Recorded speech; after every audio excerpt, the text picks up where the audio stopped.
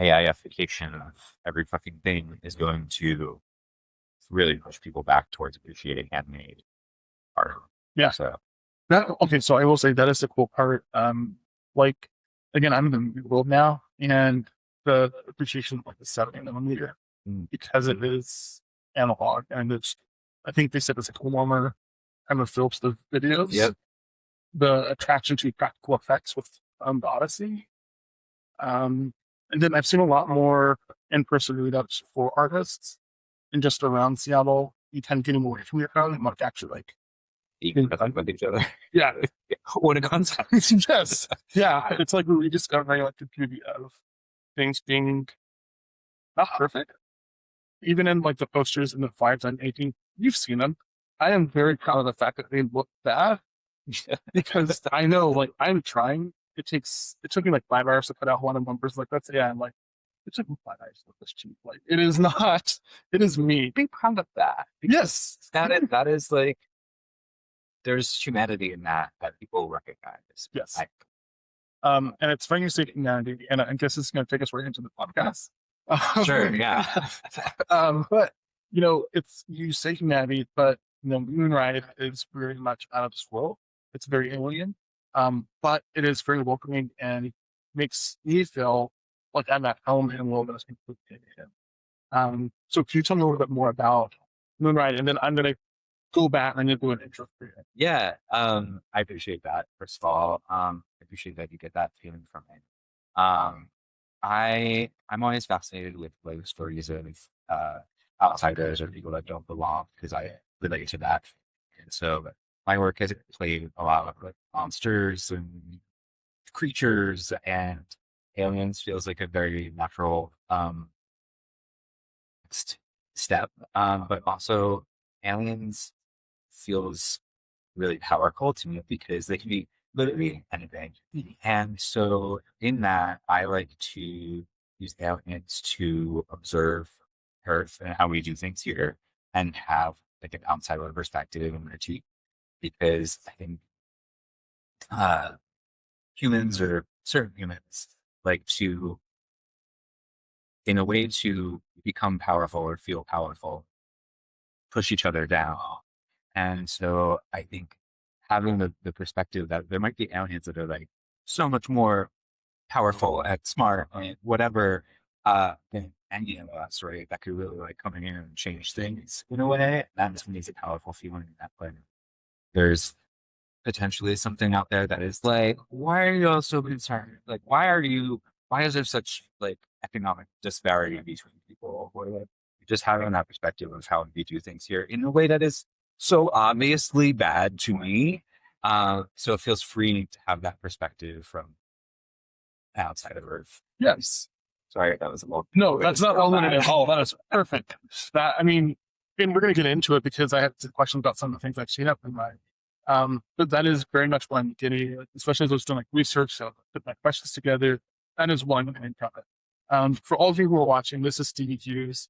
Stevie is an artist here and the creative mind behind Moonride Studios. Sorry, I said studios, but I know it's Moonride Online. Yeah, you could just say Moonride. The like Moonride is how I'm seeing like the bigger picture of things, and then like this pop-up shop I'm calling Moonride Trading Post. So this is like the retail version of what Moonride is. Nice. And just coming into the store and to the location, I feel like I am on a different wall. From like these are really cool designs. I remember seeing you post that as you're painting them. It really welcomes going around the space, but then even the products that you've created, they're products that you see like we all know the shirt is, but the way you go about it is very unique. And I don't want to say it's alien because I feel like that's too on the nose, but it's very unique and it makes you look at the products in your way. Um, that being said, before I get into how you've transformed things, I want to ask you, what word would describe your journey as an artist right now? As it's been discussed, Yes. you asked everybody. Yeah. And I have a few different answers, but I think the one that I landed on is uh lava. Okay. Because there's something that's very fluid about it right now. It's finding its path, but there's something also not passive about it. It's like forging its own path in a way. And so I don't know where it's going or where it's heading, but it's flowing down the mountain right now. Yeah. No, I love it because lava is often seen as destructive, but you have to have lava to build. And I mean, look at Hawaii, you get new islands because of the lava flows. And so, yeah, no, that is a great, not only is it a good word, but it's also great to describe this place here. Because even looking at, I don't think you all can see it, but we have a painting right here, right off the screen, and it does look kind of like a lava flow. It's like kind of an interstellar lava flow. And then whenever we think about space, we're thinking about the sun, which I know is technically not lava, it's a gaseous giant, but I think lava is the closest thing we could. I think lava is the closest thing we could experience on Earth that kind of reminds you of a celestial body because of that heat. And it's Just like glowing. yeah. And it's like the life force of our planet because that's what's at the mantle before. So it is kind of our way of touching, coming to contact with the celestial body. Can't touch lava. Please do not touch lava. If you're playing Flora's lava at home, do not touch the lava. Yes. Yes. Lava, please. Especially because like we are, in one of your videos you did point out, we are a very beautiful city built right next to multiple volcanoes, multiple active volcanoes. Yes. There's one of the things in moving to Seattle that I was like, oh, this can't really be an active volcano. And then I looked into it. I was like, oh no, yep, that is. Yep. Yeah, I've seen varying degrees at which it would destroy the city or not. So I don't know what to believe. Yeah. Only because we're on the same area. I chose that area because it's like, well, there's a river right by us. If there's a lahar or the lava flow, it's gonna go down through that bridge, and we're gonna be like a little bit higher escalated. So Very smart. yes, yeah. Andrew. Okay, no, I did, man. As a matter of fact, like some of the cities outside of here, I was like, you're in the flood plan. If there was ever a lava thing, like, what are you all thinking? So, but let's see. Getting us back to Moonride. I wanted to. You have access for every one of your products has a story behind it, and I wanted to understand just a little bit more about the lore behind it.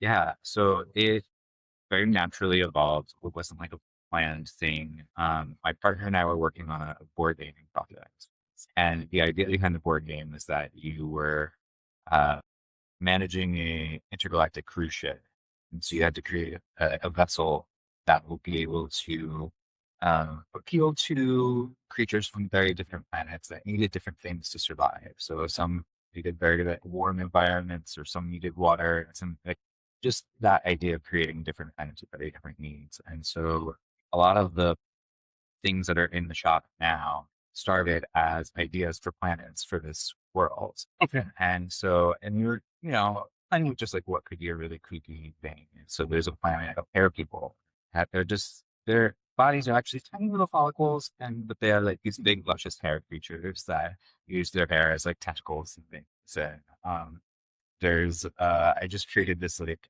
fake display for good milk over there. Fake display, very real.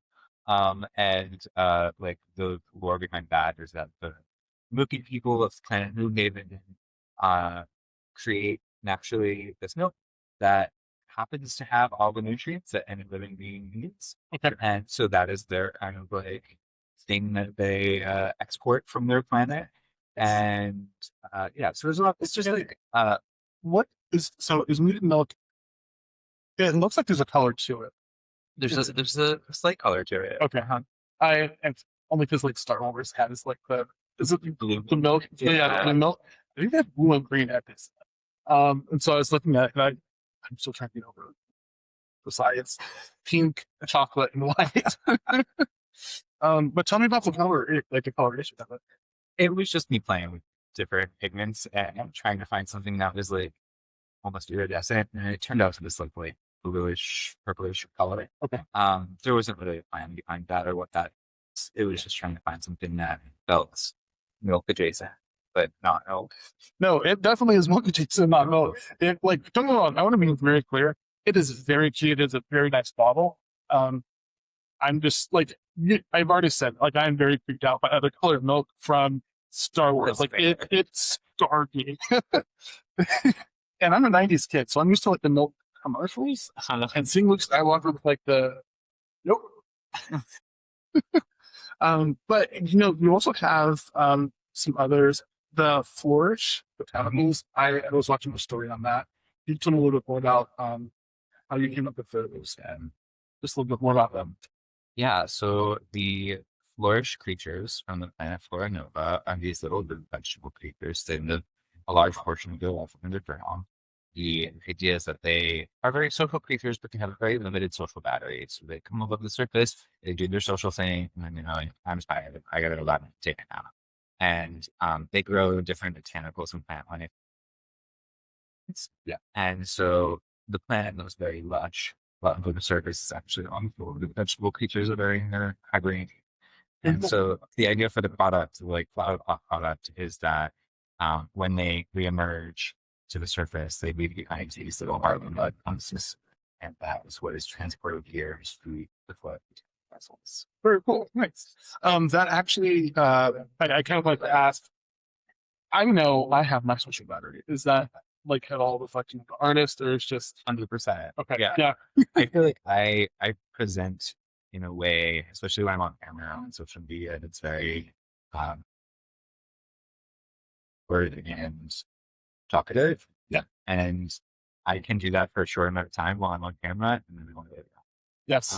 it drains me a lot. But it's like for me, it's like part of the like artistic expression of this world, and this like inspiration is like me being the shopkeep Yeah. kind of character in it.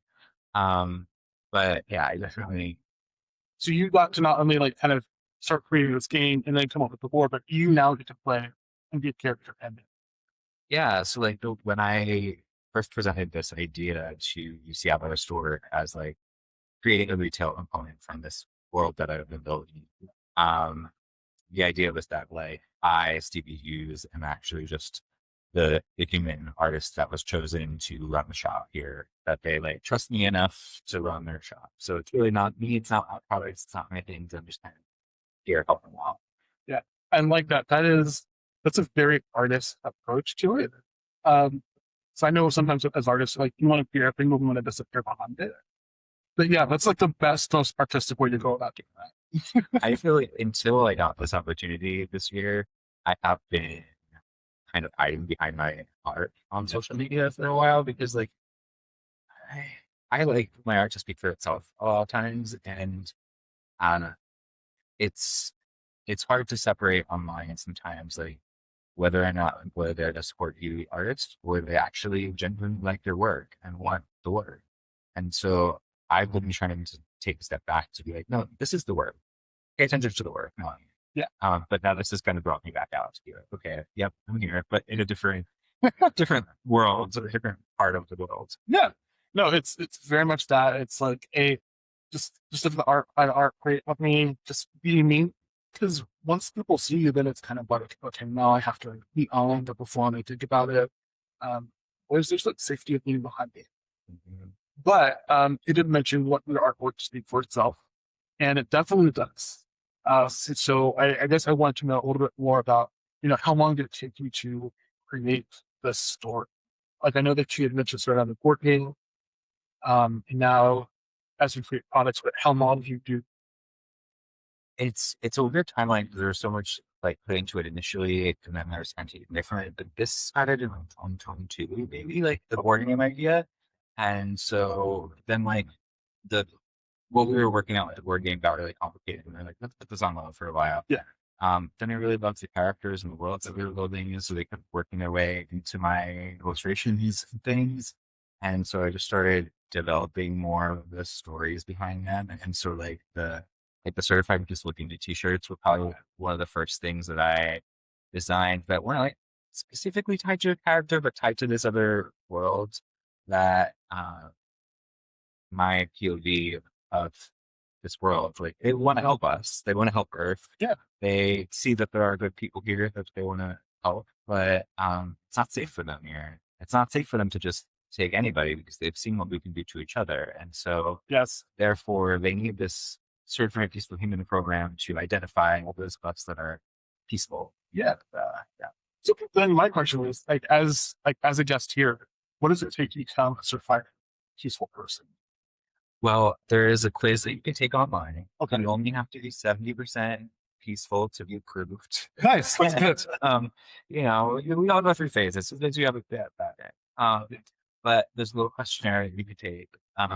There's a lot of things that I feel like people don't notice about it until they even take it home, where there's like a little QR code on the very back of the shirts that take you to a page that is for your overlord or caretaker, your adopted new parents Yeah. from another world to learn how to care for you as a human. And so there's also like it takes you to a whole little like microsite that has like a video in it of instructions for them on how to care for you and things like that. So I like layers. There's a lot of layers that people are gonna get right away. Yeah, I was gonna say therapeutic layers because it's like, you know, I find it to be if I'm taking a quiz, it's gonna be reflective. Like, am I a peaceful person? What do I really think about myself to actually not do this? But if it's now my overlords, how are they gonna be more attentive to me? That kind of flips it on its head because usually assume if I've been affected, now I have to adapt to the overlord. And now it's like, no, actually, we want to know how we can serve you. And it turns it on its head. I see it as like we're like cats to them. You know what I mean? They're trying to give us a nice home and they want us to be comfortable and cared for. But like, there's gonna be differences in how we do things. And so they want us to have a little enclosure that is gonna remind us of Earth or our life. So we adjust and adapt well. So guidelines put into help us thrive. Now, I noticed you with cats. Are you a cat person? I'm an animal person. I love animals. It's hard for me to be like I'm a dog person or a cat person. I had a dog for many years then. It gives my whole heart. So in that way, I had a lot of dogs, but also cats. Yeah, I'm just an animal person. I like it. Yeah, I just got a new puppy, and she is my whole heart. She breaks all of the rules I had imagined for my pet, and I love it for it. They test you, and it's just we need that. Yes. Yeah, I think I want to take that certified, peaceful person quiz because I think after my few months of having her, I feel like I did pass because it's really had to make me like readjust and like escape perfectionism in that way. But speaking of escaping perfectionism, and as we were speaking at the beginning of this, we were talking about people's desire to get back to like the analog with it at all. One of the things that scares me the most is writing to people, like writing letters. But you have a postcard program. And so I wanted to as someone who's afraid of writing a postcard to someone, but also appreciates the analog, what got you into postcards and what's the response to it? Um, I love postcards, and so even if I don't always send them, they're like a fun thing for me to be able to like collect on travels and stuff. And so I always wanted some accessible form of art and I know people could pick up for just a couple bucks and I feel like they took something from. And so that was really important to me. And I just like getting something in the mail now that's not a bill is such a delight. And so I know with being here in this location, I was going to get some tourist foot traffic. It's an opportunity for folks to be able to also like send a little message back home or to whomever. And yeah, the response has been really good. Yeah. I was just doing like an inventory of products to try and see like what's doing better, what's doing worse. And it's so infinite across the board that it's like I didn't learn anything from this, I guess, but like it's cool to see that there's like every product has found people that love it, but like, there's no one like shiny thing that has like taken off. Yeah. And that's okay. I mean, again, you're abducting people into this new world. And with a 70% pass rate, you'd think that there'd be more people, but there's a reason why it's 70%. You want to make sure you're thinking about finding your tribe and your people who are going to survive on this planet. So having said that, I wanted to ask, what, I don't want to phase it this way. I was going to say, like, what is your more smart as you read the story that you want people to take home? But I guess I'm going to rephrase it to what do you want people to take from the interaction with you about it and come to this new kind of existence? Um, I want people to question how we do things here on Earth, and I want people to feel like they have a place here. Yeah. I think so many of us, through being other in different dynamics, have a hard time feeling like I belong here, there's space for me here. I still have a hard time with that. I'm nearly 40 and I have a hard time with that in every place I go. I feel like in moving to Seattle, I feel that. I feel that in your community sometimes. I like it's hard for me to feel like I fully fit in. I feel that in the artist world a lot, like all of that imposter syndrome and also just like uh is this where I fit?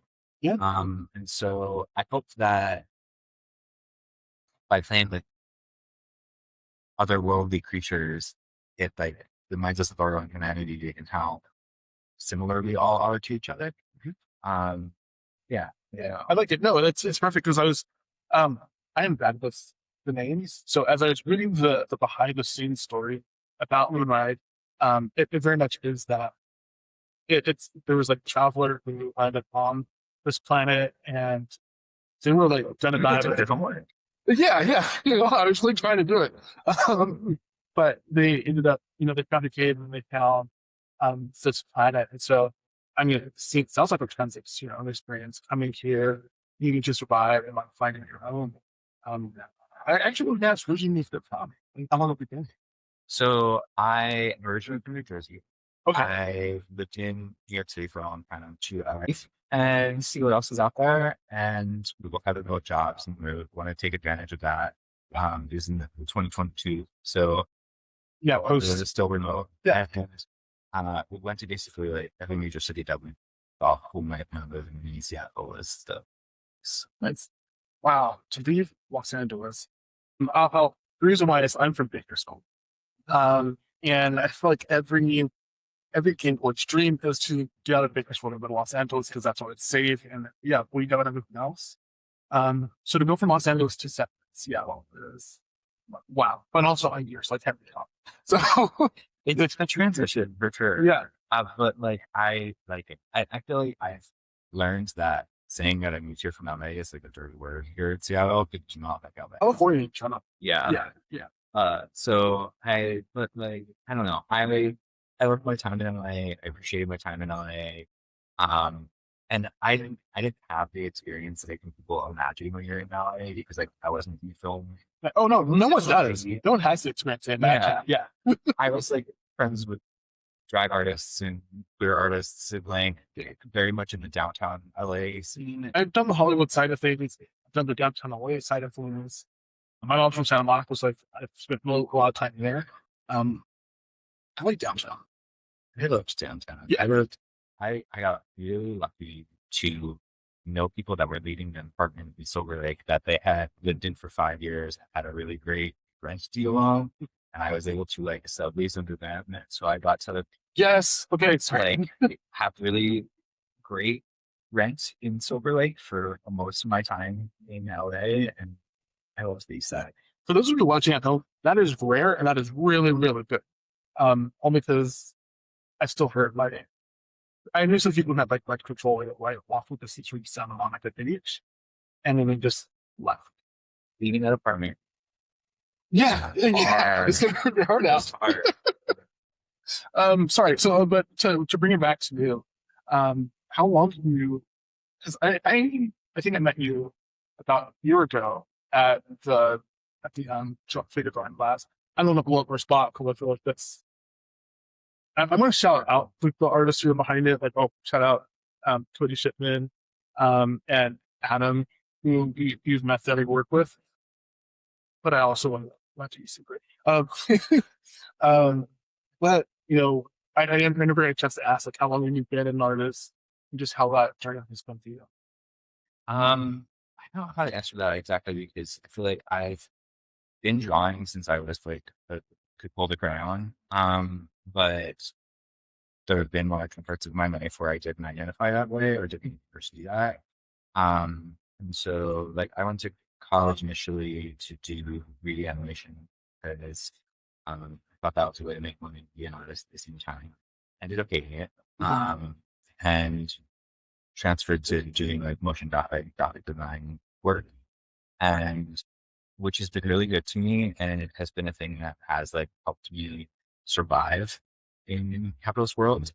But, uh, looking back at now with wisdom, I wish I went to school for illustration. I wish I had given myself that time in college that I'm still paying for. But Are we all? to have really like giving myself a chance to explore fine art or illustration in a way that like now I'm coming back into that I'm like figuring out on my own, and I'm self-taught in a way that I really appreciate. Um, but like, there's always those things say that like, oh, it's easier after you go through it to like, oh, I should have done this differently. Um, but I was after I was telling you that I graduated in '09, and like the market is there were no jobs. Yeah. And so I'm back to retail, and I worked in retail. I survived on a working retail job in Soho in New York for a while, and then clawed my way into design jobs for years, um, and freelance doing design for years. And it wasn't really until I moved out to LA in 2014 that I gave myself the space to start painting again and illustrating again. And so, yeah. Nice. And honestly, I think about it this way because I also, again, we graduated like around the same time, same economy. I ended up doing retail as well. And doing the Seattle Restore program, like that retail experience pays off. Yeah, sure does. Like just the customer service, like looking at the layout, which again, those of you watching at home need to come to the store physically just to experience this. But sorry, I just noticed the spaceship that is connected to a light switch. Like for those of you who are at home, it's an entire immersive experience. It's not just it doesn't just look like a retail store, but it does feel like you're on another planet. The mirror, just like looking at your outfit, is an entire laser beam that is beaming you up to an alien spacecraft that also looks like it comes as a light. It does. It's That is so cool. when you walk up to the mirror, it like lights up and the rainbows come down, Nice. Okay. which was done by my friend Wesley, who is like a tech geniusy person. I helped figure putting it all together, but like he gets the credit for the tech parts of it Nice. beyond my scope. No, I'm blown away by that. And then even to like, rather than just having postcards or mentioned earlier that you buy, it is actually a type system that you put it into a space mailbox. Down to even this area right here, like you have a place where people can do arts or crafts, but also like, buy hats. And it looks like you're at a futuristic, not just trade post, but like kind of a cantina where you kind of sit down and talk and interact with people. So it's not just a retail space; it also feels very much like a third space that is completely out as well. And I really want the third space to comment about it to be important. We had last night was the downtown art walk. And so every time they'd be doing art walk, pretty much every Friday night, I've been doing like free crafts coming from 5 to 8, and you have free crafts. And last night was the first night I would say like I felt like, all right, this was a huge success. Like there's been other weeks where like friends will come and there might be one or two people that I don't know that come either with their own projects or that come here to play. But last night was like a really good group of people that were here to just like play. And that to me is like hope. And like, yeah. So come Yes, play with our crafts. but then also like speaking of coming to play with crafts, like you also have this online branch of it where it's like an online community where people can meet up, where they're entrepreneurs or creatives. And tell me a little bit more about that because it feels like community is literally baked into all of the Moonride experience. Yeah, that so like the Moonride creative community began when I started when I left LA to start that road trip. And I really wanted to stay connected to my creative friends. And we were all some of us are, more entrepreneurs or just there's folks that are still figuring out what even they want to explore. Like it's very all levels and just like supportive, and making art, especially in a capitalist world, can be very lonely. And so just like learning from each other and giving everybody space to uh, talk about where they are in that process has been very therapeutic for me. So like I get a lot of time of that. And it was just like, so if, I feel like I'm going too deep into lore, but like we No, it's okay. started the board game project. We really liked the Moonride name and brand. So it naturally felt like, okay, we want to do this community thing. Let's put it on the main. So wasn't anything like intergalactic or spacey about it really. It's just more like the ethos of like giving creative humans a space to be creative without a lot of rules. And yeah, it's just been really joyful. It's a month on Zoom, and it's very chill. We have a Discord channel that we like go through phases of using. I feel like sometimes we're all popping off in there, and then like sometimes it's quiet, we're all busy. Yeah, but yeah, it's been fun. Yeah, I'm running a Discord. I want to become like efficient Discord, but also I think it might just be that one app that is a tipping point between not keeping up with technology anymore. So we'll see. It's I think there's so much to it that like I don't know about our use, but like just in keeping conversations compartmentalized into like, okay, this is where we talk about resource sharing, and this is where you could share your projects or whatever. It's nice to like keep things organized that way. Yeah. Awesome. Well, I like to wrap up every interview by asking the same question, and it is what music or what, actually, you mentioned earlier as we were talking about podcasts, what do you like to listen to when you're in your creative space? So I listen to podcasts. I will go through phases of music. I just need something happening. I also watch a lot of Twitch. I watch a lot of people playing video games as my like ADHD background noise. Yeah. Um, and so like, what am I listening to right now? So there's a Brazilian artist, Lineker, who I got introduced to through some folks that I used to work with that were Brazilian, and their last album that they came out with, like I don't speak Portuguese, but I love, and just like the sound of the music is incredible, and so I have had that lately. And it's nice when I'm working on something that like because I have to have the sound going, but if I'm actually like writing something or if I'm uh, social media posts or things like that, it's hard for me to have uh, English language going on in my head. Yes. And Yeah. so it's nice to have something that I don't quite comprehend, but I can still. I I am so glad to hear someone else say that.